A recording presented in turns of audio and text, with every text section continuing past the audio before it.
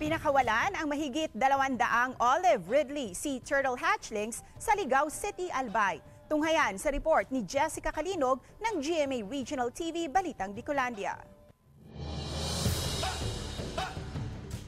Umabot sa 216 olive ridley sea turtle hatchlings ang pinakawalan sa karagatang sakop ng Ligao City, Albay.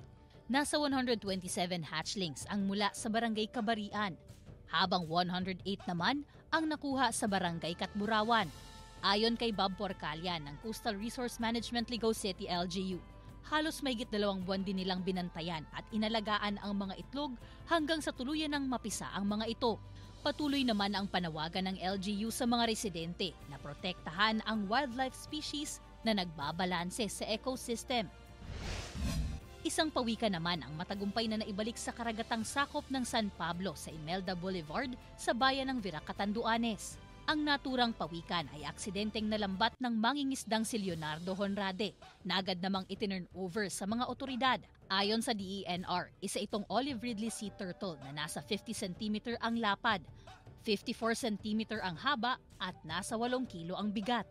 Nilagyan muna ito ng DENR ng tag sa isang paa para sa monitoring bago ito pinakawalan sa karagatan.